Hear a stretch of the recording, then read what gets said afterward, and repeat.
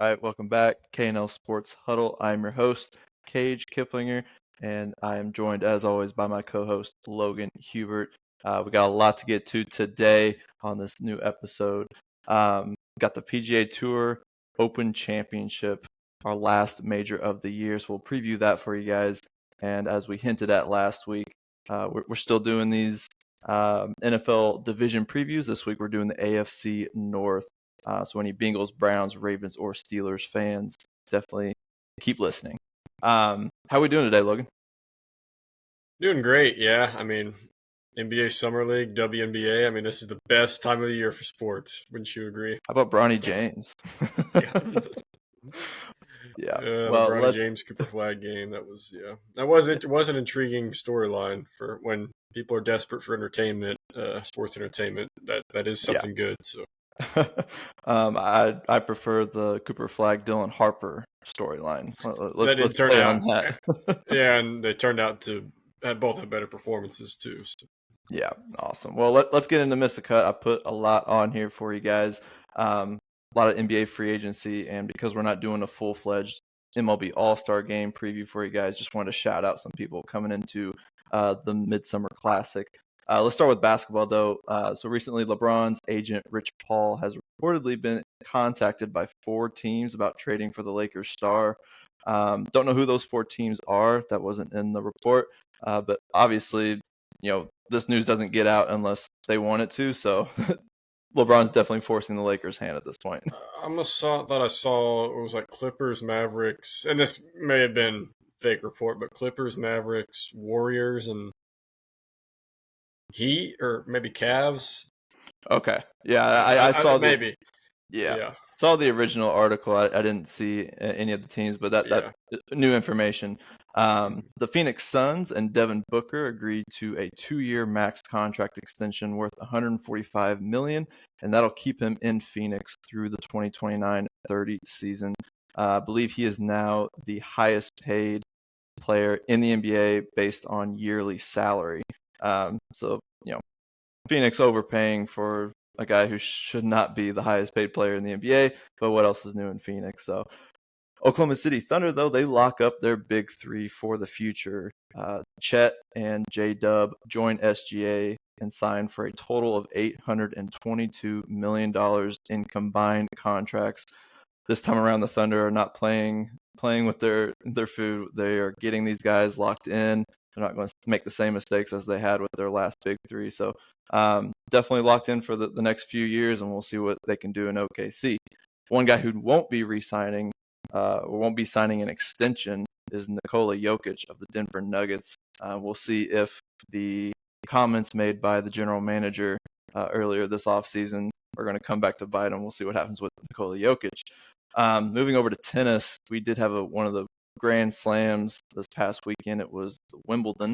Jannik Sinner defeats Carlos Alcaraz in 4 sets. Saw a good piece of that match. Sinner basically just dominated those last 3 sets. So yeah, pretty cool matchup between the top 2 players in the world. As far as baseball goes, I did want to shout out, like I said, a few guys that are doing really well coming into this All-Star break. We just want to start with Aaron Judge. He became the fastest player to reach 350 home runs, doing so in just 1,088 games. But Cal Raleigh has been the story of this season. He's now the first player since 1933 to record 38-plus home runs and 80-plus RBIs before the All-Star break, also breaking the American League record for most home runs before the All-Star break. And for a catcher, it's just nuts what he's been able to do this season for Seattle. He's going to be hitting in the Home Run Derby tonight. We're recording this. It's now 6:38 on Monday. So here in just about 20 minutes, they're going to start that Home Run Derby in Atlanta. But he's my pick to win that. Byron Buxton made history on Saturday, becoming the first player in Target Field history up there in Minneapolis to hit for the cycle. So anytime someone hits for the cycle, that's huge for the team. But we had this rookie in Milwaukee named Jacob Mizorowski get an all-star nod after just 5 starts, which set an MLB record. Saw a couple of those starts. He is electric. And I got to see the video of him in the clubhouse when he got nominated and put into the All-Star game. That was pretty cool to see. And then finally, we have the Cincinnati Reds. Terry Francona, the manager for them, just became the 13th manager all time to reach 2,000 wins. So he's first ballot Hall of Fame in my book. We'll definitely probably see him getting into the Hall.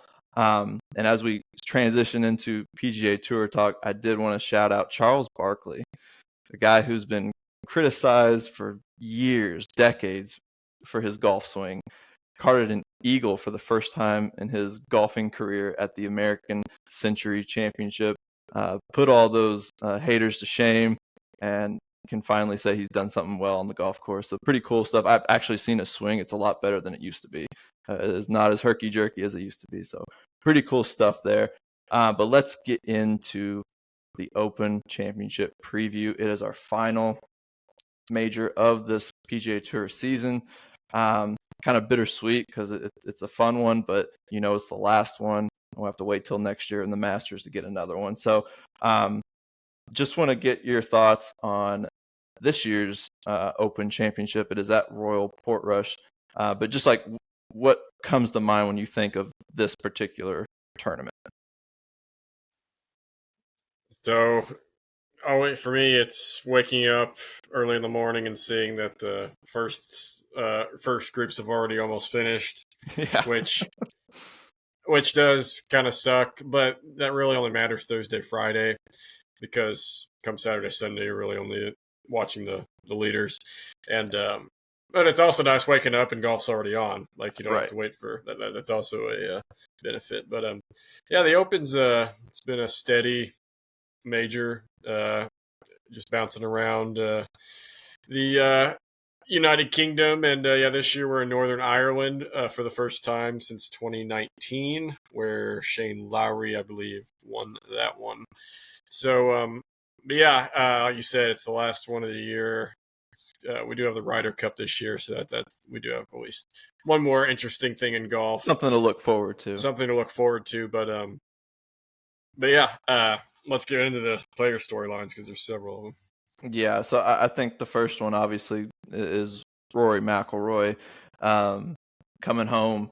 I mean, we've been talking about since his Masters win how it's been really tough for him to get, motivated, get back to his usual form after just reaching the mountaintop and finally completing the thing that has been, nagging at him for so many years in that Masters tournament. But now, he mentioned it around the U.S. Open that if he can't get motivated for this tournament, then he doesn't know what can get him motivated. So going back to Northern Ireland should be great for Rory, and I think it is a course that he has struggled at in the past, but I think just being back home might be huge for him. What do you think? Yeah, in 2019 there was all this hype for him because he was coming home, but his opening tee shot he hit out of bounds. And that just kind of set up the rest of the day for him. He shot a 79 that Thursday, dooming any chance he had of making the cut. And ultimately he did miss the cut. But he played his best golf over this past weekend, probably since the Masters, you could argue. He finished tied for second at the Scottish Open.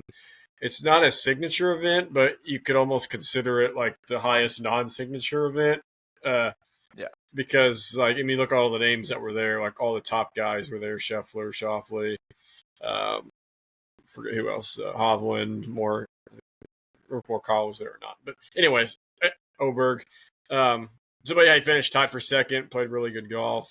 Shout out Chris Gotterup, one for having one of the coolest last names, and two for winning the Scottish Open. But still, yeah, it's a good sign for Rory. That might mean that he has gained some motivation back. And looking at it, he's second. He's got the second best odds to win it. I think that was the same as the U.S. Open. But I still hard to get a read on him though. Definitely, like we've talked about before, is definitely not completing any 1 year Grand Slam like some people were hoping he would after he won the Masters. But I mean, with all the struggles he's had since the Masters, if he can somehow win this over the weekend, I mean, what a great season! Forget everything that happened in between. I mean, that's a fantastic season for him. Yeah, finished with the last major, winning that one. after winning the first major of the year. That would just cap it off. But I think the other storyline that really jumps out for me this weekend is Xander Schauffele and his title defense. 2.0 is he defended his title at the PGA Championship earlier this season, and it's been kind of a slow year. He's coming off that injury, and he's just slowly been working his way back to form.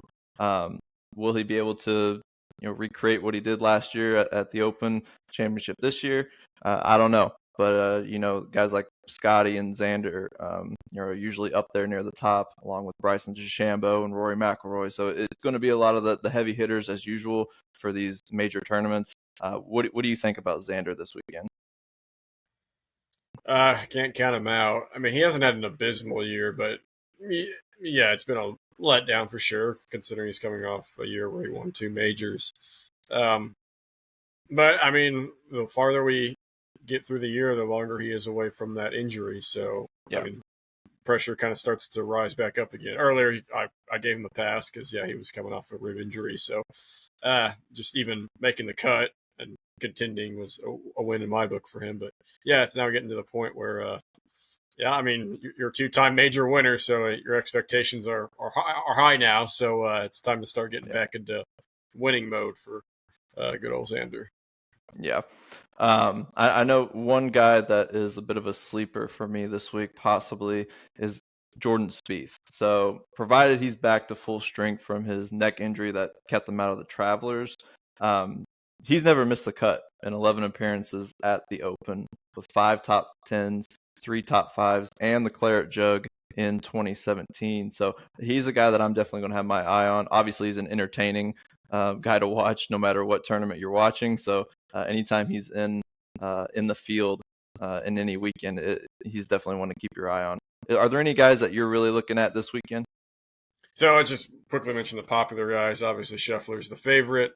Had a decent weekend at the Scottish Open. He finished top 10, but you could almost say he's overdue for another win because he hasn't won since the PGA Championship. So, which is crazy that he's overdue, and that was just 2 months ago. Yeah, he's contended though in several events though, but yeah, he hasn't. Strangely, hasn't won since then. So you could say he's overdue. I mean, popular golfer Bryson DeChambeau, he's contended in 2 majors. This is his worst major historically. It's interesting. He's only made a top 10. He's only made the top 30 one time. And that was in 2022. He tied for 8th at St. Andrews. He's missed the cut a few times at this. So, yeah, really, with how good he's been in majors recently, it's kind of hard to fathom how bad, I'm going to say bad up to his standards, he's been at the British Open. One thing he has going for him, though, is that the U.S. Open, which usually dominates, he had a really poor showing at Oakmont. So maybe fortunes are going to switch this time, and he's actually going to contend. Never know. But historically, he might be a guy you might want to fade on. And John Rahm is also in the top 4 for most popular, for best odds to win. He's slow. He's been lurking in these majors. So if you sprinkled some money on him, I wouldn't blame you because you could also claim he's kind of overdue for another big win. But if we're going bets, I just have 2. I have one top 20 bet, and it's a Cameron Young plus 250. He has strangely been really good in the Open in the past. He's had 2 top 10s, and his worst finish was a tie for 31st last year. And he finished 4th at the U.S. Open. He's played better. What was that event before the U.S. Open? The Memorial. Or no? Yeah, because he finished 3rd. He finished 3rd. I think the event before that too. I can't remember. It was the one that Ryan Fox won, but now I can't remember what that was. Anyways, but yeah, I mean he's like I said, he's a guy. He's never won anything, but he's always been strong in the British Open for some reason. So plus 250, top 20, I would say take that. And I mean I've been so careful with my winning, with my who wins the each major this year. I'm going to go a little bold this time. So historically, so Schauffele obviously won it last year, but the couple of years before that, it's been guys who have been good, who have won stuff but have never won a major, and then they get their first major. Like look at Brian Harmon, look at Cameron Smith, look at Shane Lowry in 2019. So looking at it, I'm thinking, who's a guy who's been playing better recently, who's never won a major? And I mean, all signs for me point to Victor Hovland at plus 3,000 currently on FanDuel. I've seen plus 2,800, plus 3,000. But yeah, I just think I think we're due for another first time winner, but it's not going to be like a guy like JJ Spawn who has never really contended for a major. This guy, Victor Hovland, has obviously contended a lot. He's won several times, just never a major. So yeah, I'm just going to go bold this time, and he's going to be my outright winner. Yeah, that's a really good pick. I think for me, I just at this point, last major, I just just put the money on Scotty. We'll see what happens. I've been doing it each major, 1 for 3 so far, so pretty good there. One guy I do have my eye on. You mentioned Ryan Fox winning in that tournament before the U.S. Open. Yeah, he's playing his. I'm looking that up. It's bothering me. He's playing the best golf of his career right now. He won twice on the tour already this season. And he has ample experience on links courses, being a New Zealander. He spent a long time on the DP World Tour, so a lot of those European courses. So he knows these links courses very well. So I really like him. He should be playing with a ton of confidence right now. He's had 2 of his best major finishes this season already, and it wouldn't be surprising to see his name on the first page leaderboard. So I definitely want to see him top 20 at plus 250. So.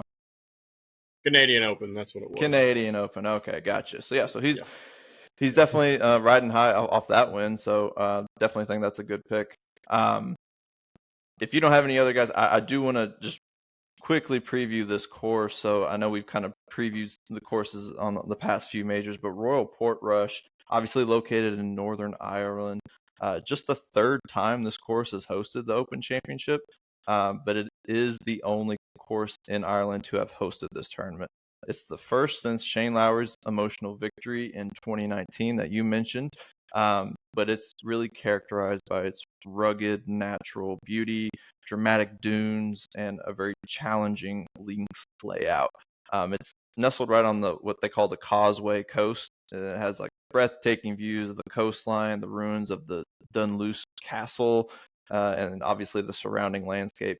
But the 16th hole, it's known as Calamity Corner, is a par 3, obviously known for its challenging green, but very strategically placed bunkers.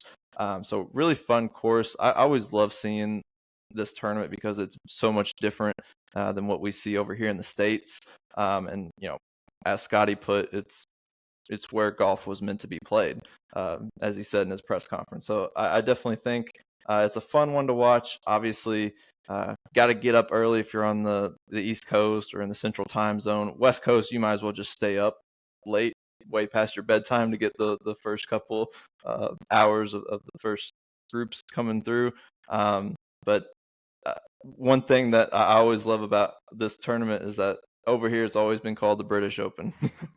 And it was only around like 2005 that our national broadcasts on NBC and ESPN, they actually started to just say the Open, because the RNA, which runs the Open, basically was just pushing that to not to exclude Northern Ireland and really emphasize the tournament's global nature.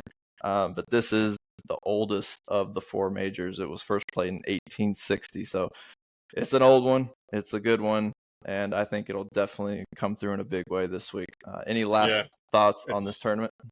Yeah, like you said, how it's different than some of the states majors we watch. Yeah, it's always cloudy. It's always dreary. And that ball just rolls on those links. The ball just rolls. This cuts. If you miss the cut, you're hitting out of brown grass, typically long brown grass. But it's different than like say Oakmont, where it was just super thick and you can't even see your ball and you're just hacking away trying to get it out of there. But it definitely makes puts a lot of strategy into your shots out of the rough. Just one other thing. So obviously, this isn't in England, but it's just. But usually when you think of the Open, you kind of think of, has any Englishmen won this. It's actually interesting. So obviously, a guy from Northern Ireland won it in 2019, Shane Lowry. Right. An Irish guy. He's not from Northern Ireland. He's from Ireland. But no English golfers actually won this event since 1992, and that was Nick Faldo. I just saw that today. I thought that was interesting. Yeah. Awesome. Well, maybe one will come through. Adam Scott's in the most likely. He's Australian. Australian. Okay, gotcha. It'd be like Justin Rose or Matt Fitzpatrick. It'd have to be someone like that. Yeah. I would love to see Rose win it, especially after his he deserves. He's come so close after the Masters. He was so he was a class act at the Masters when going up against Rory. So, well, that will wrap it up here for our PGA Tour talk. Definitely catch that this weekend. We'll have our recap next week on that. But for the rest of the time that we have, probably the next 40, 45 minutes, we're going to be getting into the AFC North division in the NFL. Where to start? So we got Bengals, Browns, Ravens, Steelers. This is a division that is always characterized by toughness, really cold weather late in the year, and just some of the best rivalries in the game. I mean, if you just had Bengals against Browns, there's hatred there. If you had Ravens and Browns, hatred. Ravens, Steelers, Bengals, Steelers. It doesn't matter. There's not like one clear rivalry in this division. It's all four teams. Just great football.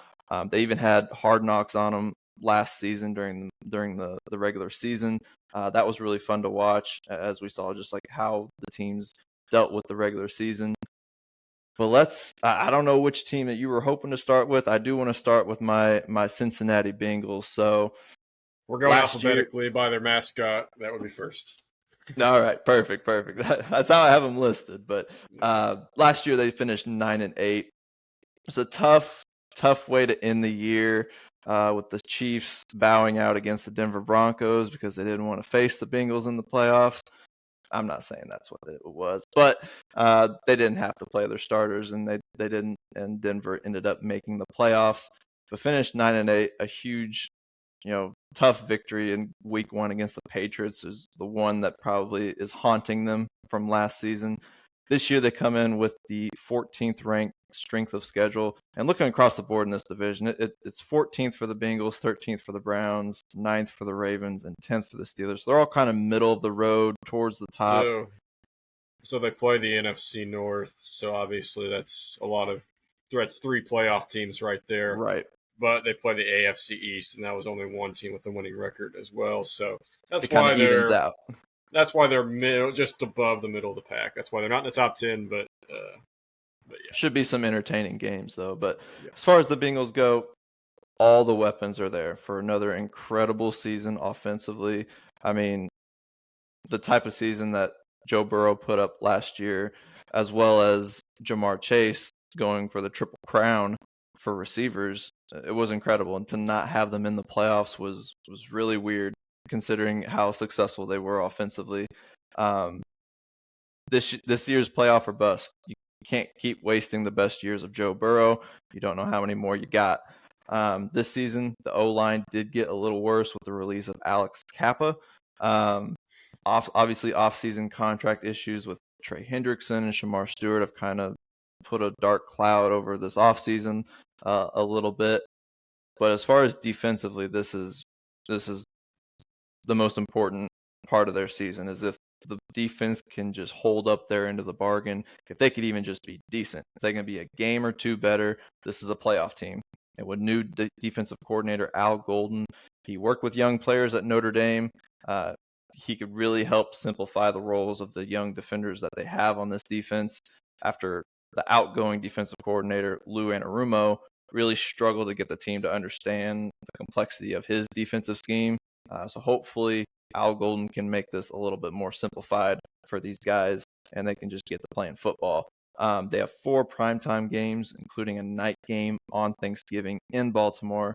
But a favorable home schedule in the final stretch of the season looks pretty good for them down the stretch. So what do you think about the Cincinnati Bengals coming into 2025?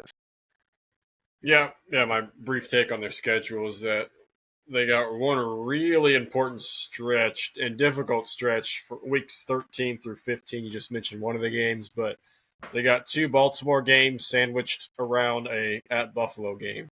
So that's why this is important for the Bengals, is because of how slow they have gotten off to in these past 3 seasons. You mentioned their awful loss to at home to the Patriots last year.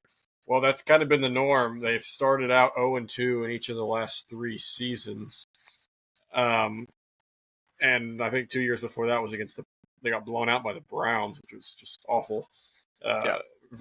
And for some reason they just come out horrible. They've come out horrible in the Joe Burrow era in the first couple games of the year. It's kind of become a joke of how you don't start Burrow in fantasy week 1 because of how poor he's played. But I mean, because of that key stretch towards the end of the year, the Baltimore games and the Buffalo, they got to take advantage of the first 2 games this year. You cannot go 0-2 at Cleveland and home against Jacksonville to open up the season. You have to.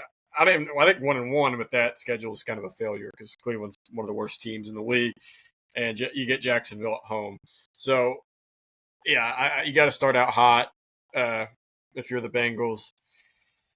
So, while they did start off poor and they missed the playoffs, I mean, they did win their last 5 games to get themselves into position. And as bad as the defense was, they were definitely playing better in those last 5 games. If there's such thing as momentum carrying in from one season to the other, that is a good thing to see because their defense wasn't near as bad. But yeah, the Hendrickson situation as well as the Stewart situation, who I expressed earlier in a different podcast, I was not a fan of the Stewart draft pick just because I thought the Bengals needed immediate defensive help, not projects, because that's exactly what Stewart was.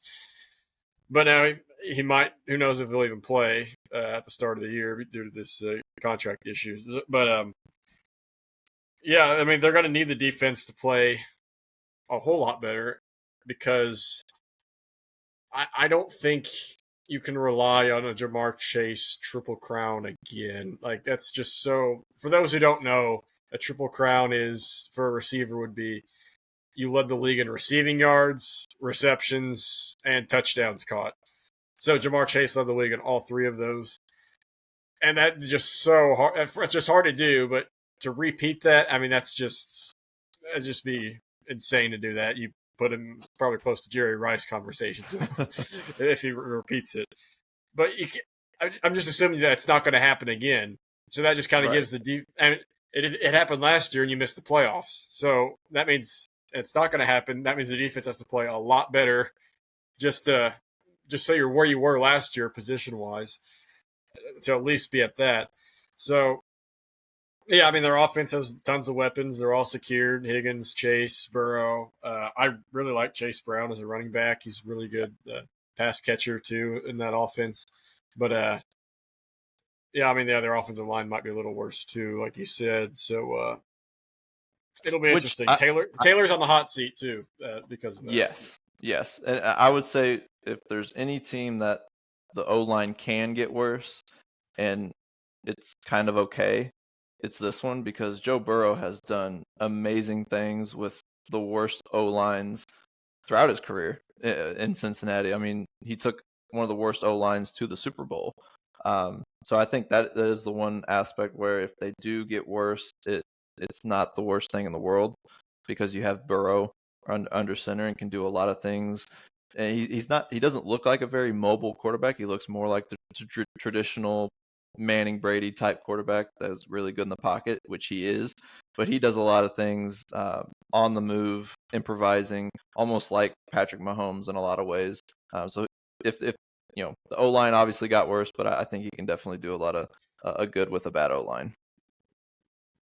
The only thing I would like to say to that is that last year, I believe, was his first year he was able to play all 17 games. So he is injury prone, unfortunately. So, yes, I agree that if you take injuries out, yes, that offense could still be super productive with a poor offensive line. But if Burrow goes down, this team – I mean, Jake Browning's a capable backup, but he can't lead you to the playoffs if he Right. has to play multiple games. Right. So, if Burrow goes down for a season injury, it's game over for the Bengals. Actually, I don't know why I said that so abruptly about Zach Taylor being on the hot seat. That might be true, but this is the same franchise that kept Marvin Lewis around for 16 or 17, 18 years, and he never won a playoff game. So it's this is a probably slow decision-making franchise. Yeah, whoever they'd have to bring in, they'd probably end up having to pay more than they're paying Taylor. So Yeah. they don't like to cough up the money. But seeing as they were able to re-sign T. Higgins and Jamar Chase back, obviously Joe Burrow forced their hand a bit, that the ownership. But we'll see what happens there. Give me your over/under win total for the Bengals. Let's just do this as we go along. Okay, so are you seeing it at 9.5? Yes. Yeah.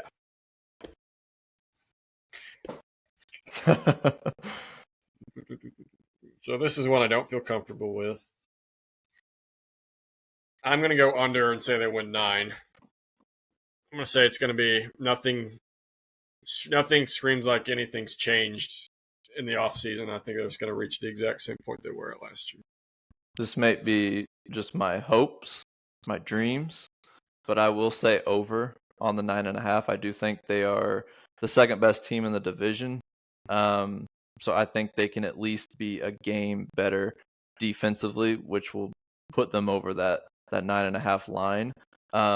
They don't really, like you said, I don't think Burrow and Chase are going to be able to put up those numbers that they did a second straight year. It's not going to be as good as it was last year, but I do think they're maybe the best duo in the league, and I think they can do enough offensively that if the defense is just a game or two better with Al Golden at DC, I think it could definitely put them over that 9.5. So I'm gonna go over 9.5. It's not plus value, but it is minus 120 for that. Let's go on to this Cleveland Browns team and where to start. I mean, I've got notes scattered everywhere with this team. Let's just start with the most recent news of the recent draft pick, Quinshon Judkins getting arrested. Yeah, Actually, I shouldn't laugh at that. Should No, not laugh but at domestic violence. Yeah. Right, but it's just the same story over and over again with this team. Obviously, it's just chaos in Cleveland. It seems like every year. Barry, the GM, is definitely on the hot seat. I mean, Jimmy Haslam has probably got him on a very short leash, and knowing that he needed him to get this draft right.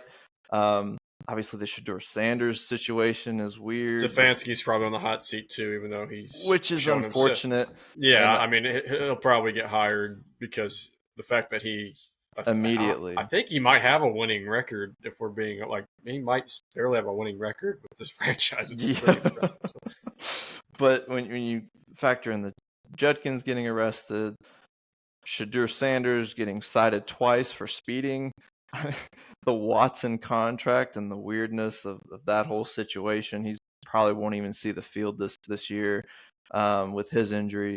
And you've got this 4 quarterback cluster. You don't know who's going to be starting week 1, and it probably won't even be the same guy that starts week 18. You've got Joe Flacco, Kenny Pickett, Dylan Gabriel, and Shedeur Sanders all in there. And the Dylan Gabriel pick was the interesting one for me because I think that's the one that Barry and Stefanski wanted, and that they picked him earlier than they probably should have. But I think they were trying not to pick Sanders in the draft this year, and Haslam forced his hand on them. And so now you've got this interesting mix of characters on this team, and Joe Flacco trying to be the mentor to all of it for all these young guys. It's a tough situation. You mentioned Stefanski. He may be out with another underwhelming season, and that's just a damn shame. He has done the best he can possibly do with absolute garbage, especially at the QB position. And I agree. I think he will get picked up immediately, maybe even another head coaching position, but most definitely an offensive coordinator immediately when he's let go. But I guess my final question in terms of the Cleveland Browns is, does Shedeur see the field this year? So, I mean, absolutely nobody benefits from a four-man QB battle because there's not enough reps to share. Like you're not like if they're and they haven't cut any of these guys yet, which makes me think that they're all on. They haven't made any decisions yet, so they're clearly all on the same level. So Yeah. because or else you can't hold four potential starters on your roster. You just can't do that. So yeah, they're all clearly on the same level. They haven't made up their minds. Not enough reps to share, and um, so last week I was talking about how I did not like the decision of like sitting Drake May for all those weeks, and because like Right. what would he learn by watching Jacoby Brissett hand the ball off multiple times? Like there's not much to learn. Uh, this is my one exception to that. What I would do if I was the Browns, because this is their first 6 games of the year are home against Cincinnati, which should be a tough game if Cincinnati shows up, but who knows? It's week Right. 1. But after that, at Baltimore, Green Bay, at Detroit, Minnesota overseas, and then at Pittsburgh. So yeah, it looks really bad. you can't throw Gabriel or Sanders into that for the first 6 weeks. I know if they know that they're going to be bad, like we all know they're probably going to be bad. I'd say you roll with Pickett or Flacco those first 6 weeks, and then you hand it off to Gabriel or Sanders and say, okay, now is your chance to show us what you got. The schedule's easier. We're not playing against these super tough defenses. So, show us what you got. Unfortunately for them also is that their supporting cast isn't very good either. You mentioned Judkins, who a promising draft pick. Well, my guess is he'll be suspended for a few games. Yeah. Jerry Jeudy's a fine wide receiver too. If he's your wide receiver 1, that's a big problem.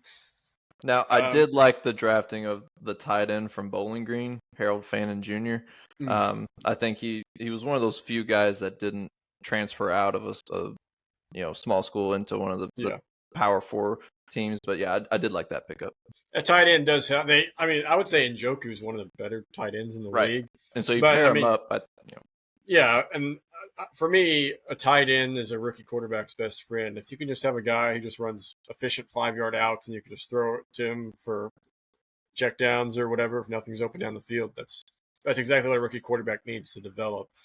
So yeah, I mean they do have that going for them, but yeah, when your top running back's getting suspended and no receiver help, it's no, and I mean it kind of showed. I mean they had Winston and Watson playing quarterback last year. We didn't mention it. They went 3-14 last year. Ended the year on a 6-game losing streak. The last 4 games of the year, they averaged 6.5 points per game, and for the entire season, they only scored 20 or more 3 times. That just shows you how poor their offense was, and their supporting cast really didn't improve at all other than through the draft. And it's unfortunate because I feel like their defense it's fine. Like it would be if you put that defense on a good team, like if you paired that defense with a good offense, that could be a Super Bowl team. I'm not saying this is a Super Bowl caliber defense, but it's a good enough defense where you can use it to put this defense on the Bengals. Yeah, if you put this defense on the Bengals, that would be a Super Bowl contender for sure. But yeah, because you got arguably the best pass rusher in the league and Myles Garrett. You got a decent secondary with Denzel Ward and Newsome. You just drafted a big defensive tackle from Michigan. So, yeah, I think their defense is fine, but it's not good enough to keep them in games when their offense is this bad. And we saw that last year when they went 3-14. Yeah. For their season win total, I'm seeing it at 5.5. What are you feeling? They went 3-14 last season, and as you mentioned, tough on the way. You saw 4. Yeah, you might. Yeah, I'm seeing 5.5. I put this at under 5.5. That's a pretty easy pick. That's minus 145 on FanDuel. But what are you feeling on this one? I see them getting 4 wins, so that would be under 4.5. Perfect. They'll start off bad, but they'll get a couple of good moral wins in the late in the year again on those CBS 1:00 games. Oh, that's another thing about their schedule. They only have 3 games this year that are not at 1:00, which is kind of. Are they all in the afternoon? Like 3, 4, 5 other than their overseas game, yes. The other 2 games are against West Coast teams, I believe. So, just poor Browns. They get the morning prime time on they get the morning international prime time. game. Although sometimes as a fan, you do like when your team plays like multiple primetime games, you're like, I just kind of miss the 1:00 window. Right. So, I'm not waiting all day to see my team. Yeah, like, can we just get this over with? So, awesome. Yeah, poor Browns fans, but yeah, they're used to it at this. They're used to it at this point, unfortunately. I mean, it's tough, but they are. Before we continue on with our division preview, if you're listening on YouTube, make sure you hit that like button, subscribe to the channel at KL Sports Huddle. That's on YouTube. If you are listening on Spotify, go ahead and follow us. Give us a rating and a review. We would much appreciate it. We are also on Instagram at Huddle KL Sports. You can see some of our content and short snippets on there, as well as any breaking news in the sports world.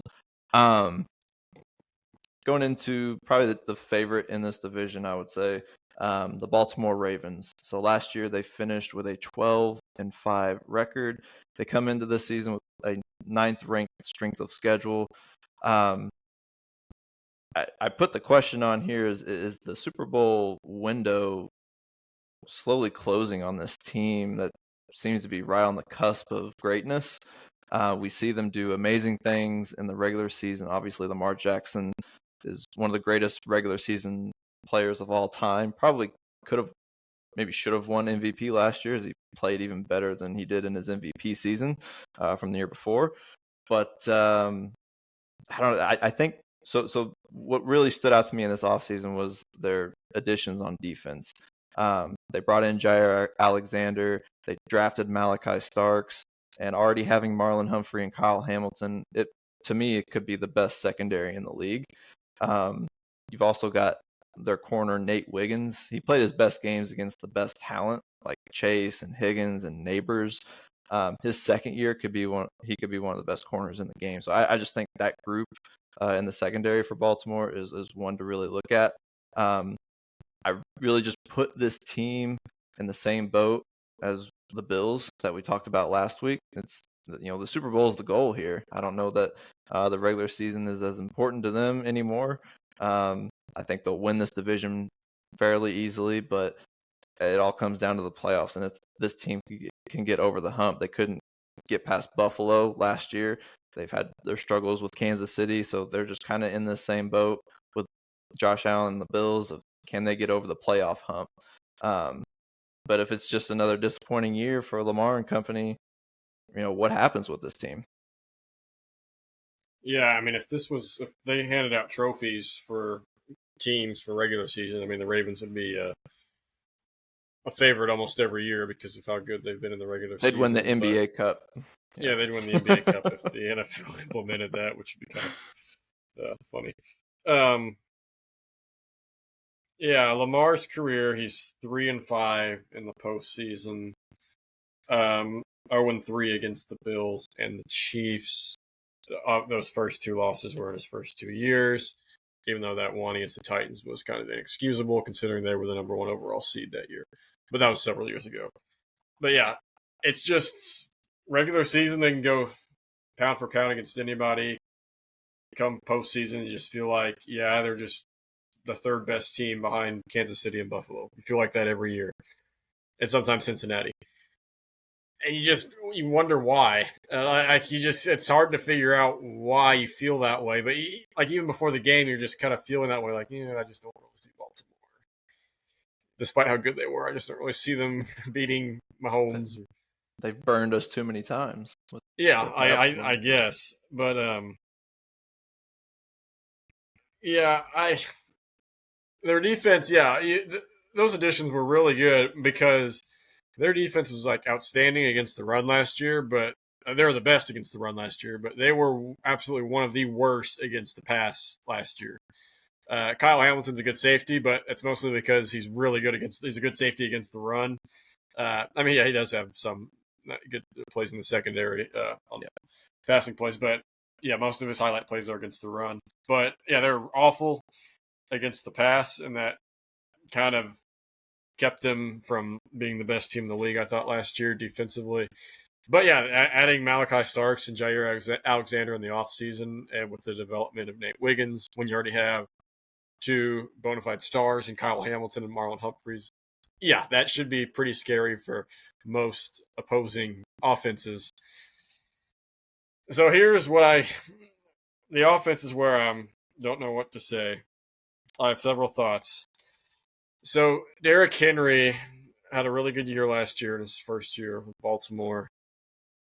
When will he decline? Because he's 31.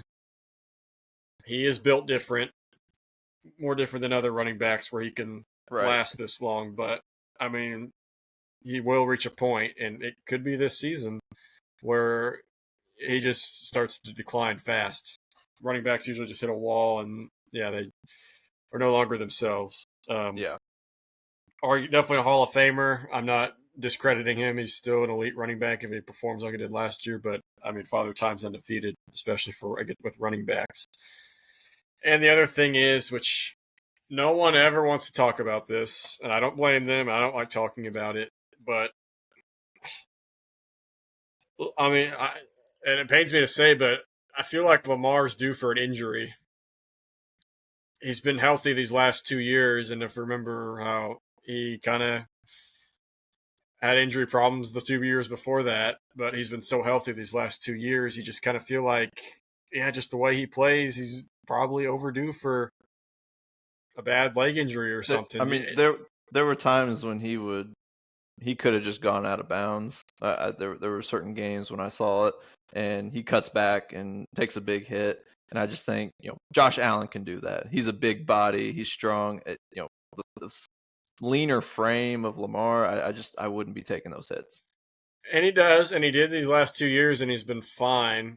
He says he's fine. He looks fine, but I feel like just one of these times it's going to result in some bad injury, and that's just unfortunate, and it'll be super unfortunate for the Ravens, even though I do believe – I don't even know who their backup is right now. Do you know they moved off that Johnson. They just got somebody. I can't remember. Okay. Because unlike the Browns, I feel like this defense can keep you in games, and if you have stable backup quarterback play, this would still be a playoff team, assuming there's no other significant defensive injuries. But, this team goes as far, postseason-wise, this team goes as far as their MVP quarterback could carry them, which, some of those losses haven't been his fault in the postseason, but still it is 3-5 with never beating Kansas City or Buffalo. It's kind of not good, does not look good on the resume. I'll just put it that way. Yeah, the offense, I think, for me, is what worries me the most. It's getting old. You mentioned Derrick Henry getting older. They also added DeAndre Hopkins to their receiver core. He's 33. On the O-line, you have Ronnie Stanley. He's 31. It seems like all the pieces around Mark Andrews at tight end. The drop that killed the Ravens season last year in the playoffs, he's getting old up there as well. And he may be the one guy that's on the hot seat for Baltimore. I don't really see front office, coach, anything like that. Even Lamar being on the hot seat this year. You're always looking for who's on the hot seat, who's getting the boot on any of these teams, and I think it'd be Andrews. But yeah, it just seems to me like this team's getting a lot older around Lamar, and that's why I posed the question. Is the window closing? I think it kind of is. I think we can see another good regular season out of them, like they've always done. But once it comes to playoff time, Lamar just has to play a lot better, because the difference between him and Allen in this situation is Allen has played really well in the playoffs. Lamar hasn't, and that's been the difference there. No, I mean the thing is, yeah, their offense. Yeah, you could argue their defense is peaking right now. Right. So I mean, the window is. You were saying it's kind of closing. I think it's still open. If the offense performs good, I won't say fine. I'll say good. It doesn't have to be like the best, absolute best they've been, but because I feel like their defense is going to be really good this year. So yeah, I mean, just staying healthy is important. Looking at their schedule, I took some notes there. They actually have a really interesting schedule. They do not. So as you can tell, we've already kind of discounted the Browns from being any good. Yeah. So we can. I mean, that's probably should be 2 wins for them, even though they did lose to the Browns last year one time, which is kind of surprising. But other than the Browns, they did not play the Steelers or the Bengals until Week 13. So arguably your two biggest competitors in the division, you will not see either of them until Week 13. And another thing was, I mean, this is just really strange. So they opened the season at Buffalo's, but then from weeks 2 to 8, they only have one road game that entire span. So they go home at Kansas City, then 3 home games in a row, and then a bye week. So yeah, so from weeks 2 to so after week 2, they only have one road game until week 9, which that's and that one road game's at Kansas City. So yeah, I mean, you don't really see that too often. You don't usually see you sometimes see 3-game homestands, but paired that close with a 2-game homestand, you don't want to see that too often. So yeah, if you're looking for a Baltimore Ravens game to go to a Baltimore Ravens game next year, that would be should be nice weather, and that would be the time to go. Pick one of those 5 games to get at home in September and October. Yeah, those would be enjoyable games because I wouldn't go to Baltimore when they play New England there at the end of the year, so in December. Over under win total, I'm seeing it at 11.5. I'm gonna go over. Again, not plus money here, but I think they're just a really good regular season team. This has nothing to do with the playoffs, so I will take the over on this. Okay, so last week my bold prediction was about the Dolphins being really bad next year. This year my bold prediction is that the AFC North will be record-wise one of the more mediocre divisions next year. And that's me, unfortunately, predicting that Lamar will get hurt or there'll be some random one-year regression this year. Right, yeah. So I'm taking the under. I could see my predictions, the winner of this division is going to be at 10 wins, possibly even 9. Like I said, the Bengals would win 9. So I did not say that would rule them out from winning the division. I could see like 3 teams, we'll talk about the Steelers here in a second, 3 teams battling for that 9-8, 10-7 spot. And I mean, mostly because injuries, but I mean, just also just goes with the physical nature of the AFC North. Just battle. It's going to be battles, especially since all these major games look like they're going to be late in the year. So that'll be interesting. But yeah, that's my bold take. So I'm going under. I'm going to have the Ravens. Well, we'll tell that later. I'll have the Ravens winning 10 games still. But yeah, it's obviously under 11.5. Awesome. All right. Final team in this preview. We got the Pittsburgh Steelers. So 2024 record, they came in with a 10-7 record, second in the division, made it to the playoffs. This year they come in with the 10th ranked strength of schedule. And good news for Steelers fans, they have a quarterback because it was going to be Mason Rudolph there for a while. But Aaron Rodgers finally made his decision to sign with the Steelers on a 1-year deal. He's basically said that this will most likely be his final year in the league. To me, this is one of the least improved teams. The team is one of the oldest in the league. I think they come in this season as the 3rd oldest in average age coming into this year. They swapped one diva receiver for another with Pickens and now DK Metcalf. Najee Harris is out. They drafted Caleb Johnson, which he was a good running back at Iowa, but I think just having experience in the league the way Najee had, I think that's a downgrade at running back. They lost their left tackle for now. they lost their left tackle, Dan Moore Jr., and however, their O-line with Troy Fautanu, sorry, coming back off of IR after playing just one game in his rookie year before dislocating his kneecap, it'll be crucial for him to get back and fill in there. To me, this team will be worse, potentially finally giving Tomlin a losing season, which hasn't happened in his whole coaching tenure. What do you think about the Steelers this year? So, if you recall, while I did go 10-7 last year, they got off to a 10-3 start. That was with Justin Fields and Russell Wilson mostly manning the quarterback spot. So, yeah, they finished. Obviously, that means they finished 0-4 to end the year. Ultimately, 0-5 because they ended up getting their butts kicked by the Ravens in the wild card round.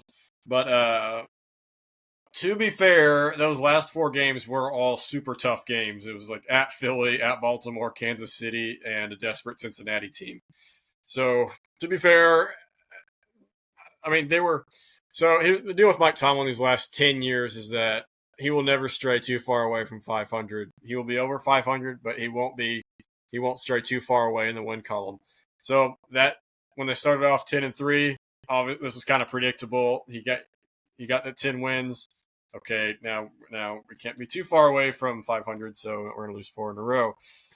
So yeah, have this team is as historic as the Steelers have been. They have not won one playoff game since 2016-17 season, and really in that span, I would say they've only been upset twice. They lost to Jacksonville in 2018. They lost that at home. They should have won that, and they lost that blown out by the Browns during the COVID year. But all the other postseason games, they weren't even favorites. Like it was like, why are they even here? They're going to get blown out by the Chiefs, Bills, Ravens, whoever they're playing. Right. And sure enough, that's happened every single time. So,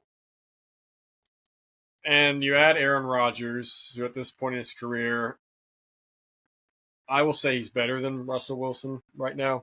I don't think he elevates you very much from where you were. Pickens is gone, so yeah, they have Metcalf now. I'd say that just remains the same. Jalen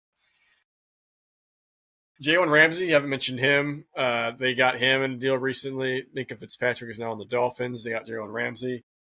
I don't know if that moves the needle at all. I don't think it does. Yeah, I completely agree with you. I don't think despite the new names, I don't think they've changed very much. I see this as the exact same Pittsburgh Steelers as we've been seeing the last 10 years. They will win games in they'll play the ugliest brand of football you'll see. They'll somehow find a way to get to 500, sneak into a wild card spot, and get blown out by Kansas City or Buffalo.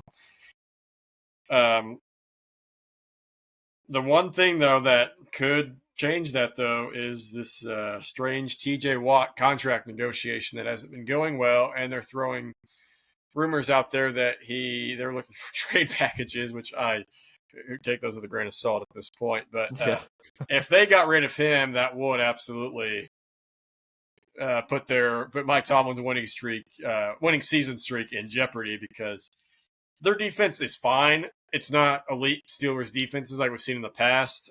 They're not bad. They're fine. But if you take out TJ Watt, they will no longer be fine. They would be bottom 10, I would say. And when a Steelers team with a bad defense is just hard to picture. But if that's the case, I can't imagine them succeeding at all. Yeah, it's not just TJ Watt's production on defense, but it's also just his leadership, his locker room presence. So losing him, that would just derail, to me, their whole season. You mentioned that Rodgers, you think he is better than Wilson.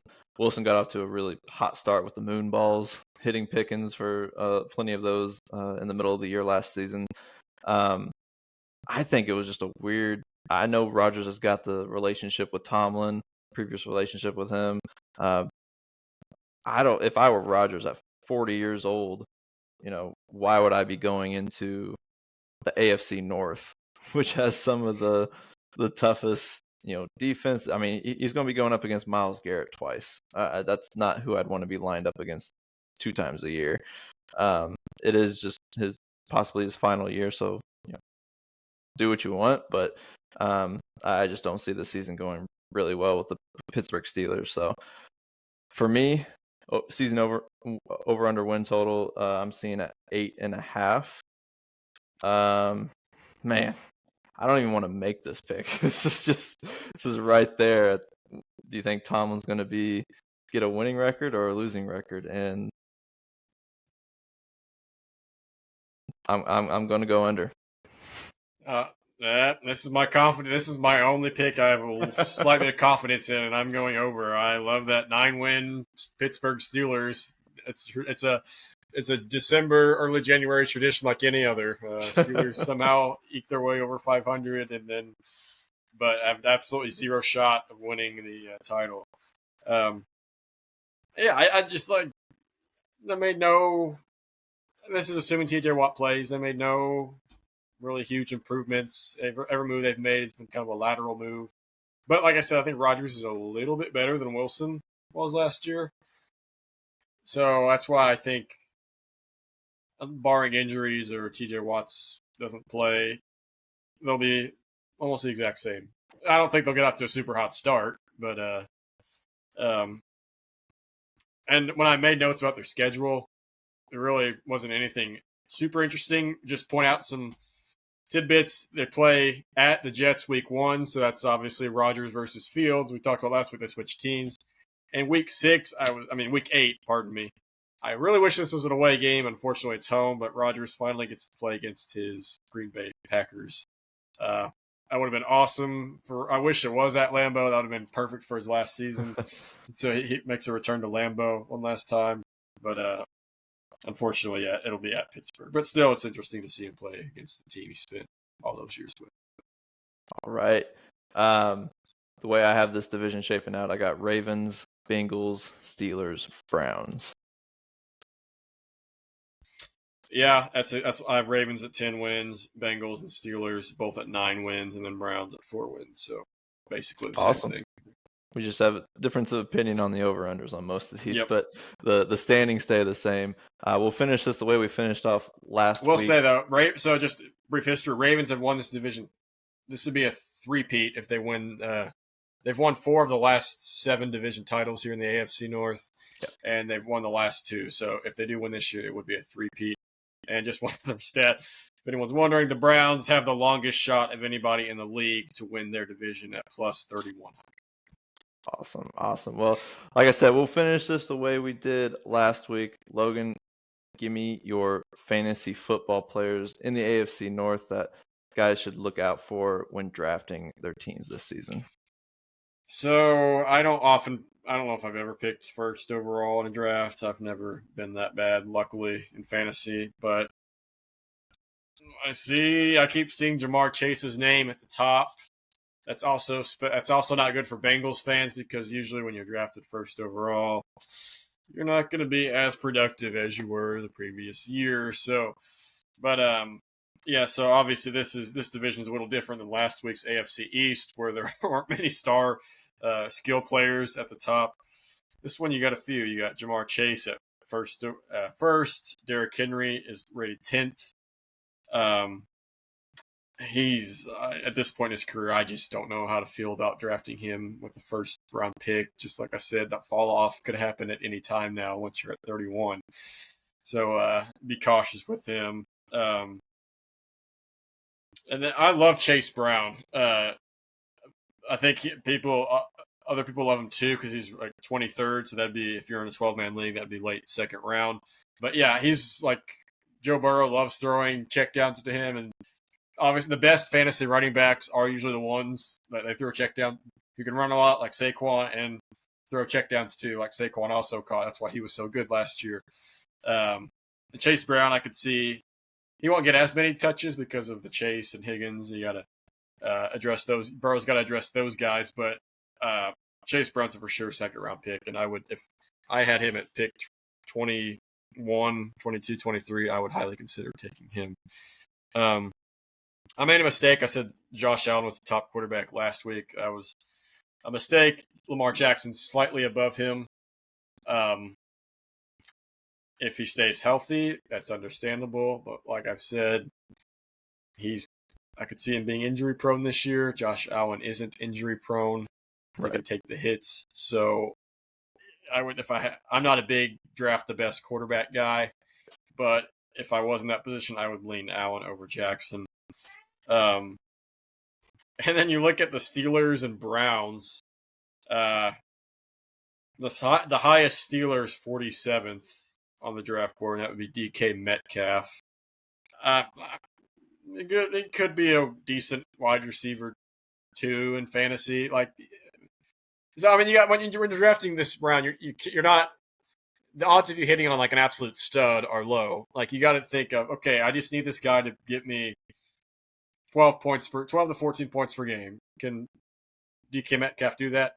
I could see him do that just because Rodgers usually loves his top receivers. I mean, you saw that with Devontae Adams. You kind of saw that with Garrett Wilson last year. So I could see that being a decent pick at 47th.